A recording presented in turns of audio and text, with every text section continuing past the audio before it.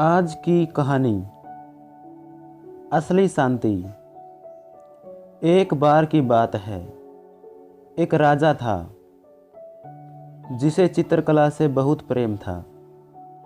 एक बार उसने घोषणा की कि जो कोई भी चित्रकार उसे एक ऐसा चित्र बनाकर देगा जो शांति को दर्शाता हो तो वह उसे मुँह मांगा पुरस्कार देगा।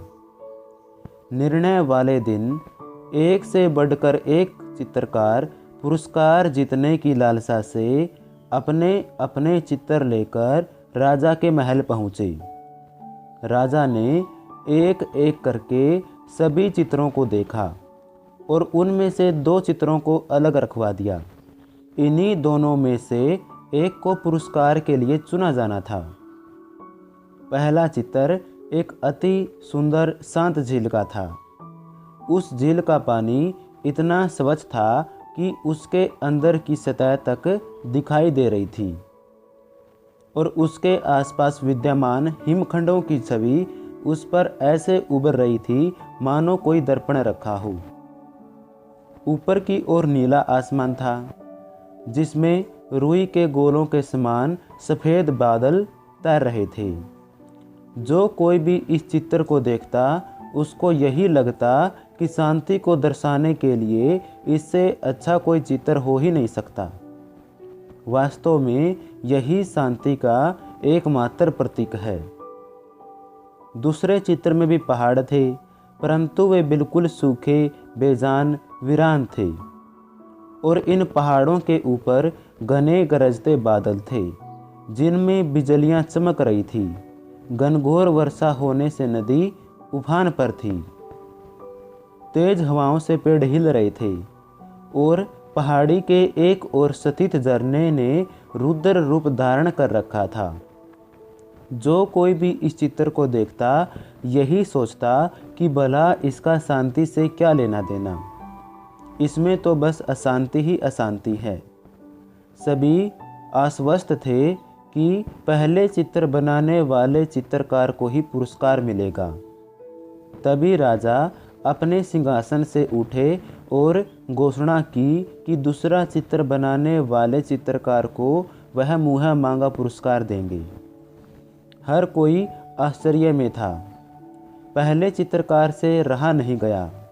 वह बोला, लेकिन महाराज, उस चित्र में ऐसा क्या है जो आपने उसे पुरस्कार देने का फैसला लिया, जबकि हर कोई यही कह रहा है कि मेरा चित्र ही शांति को दर्शाने के लिए सर्वश्रेष्ठ है। आओ मेरे साथ। राजा ने पहले चित्रकार को अपने साथ चलने के लिए कहा।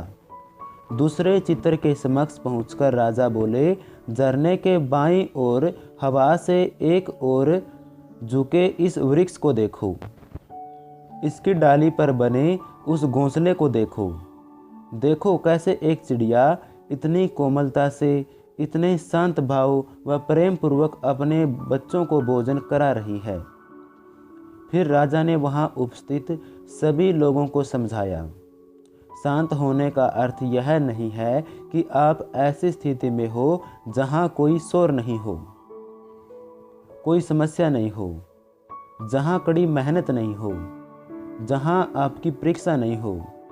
शांत होने का सही अर्थ है कि आप हर तरह की अव्यवस्था, अशांति, अराजकता के बीच हों और फिर भी आप शांत रहें, अपने काम पर केंद्रित रहें, अपने लक्ष्य की ओर अग्रसर रहें। अब सभी समझ चुके थे कि दूसरे चित्र को राजा ने क्यों चुना है।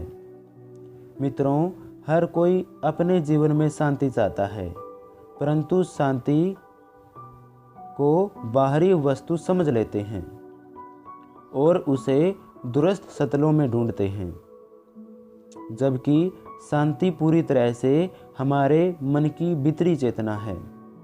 और सत्य यही है कि सभी दुख, दर्दों, कष्टों और कठिनाइयों के बीच भी शांत रहना ही वास्तव में शांति है। अच्छा, ओम शांति।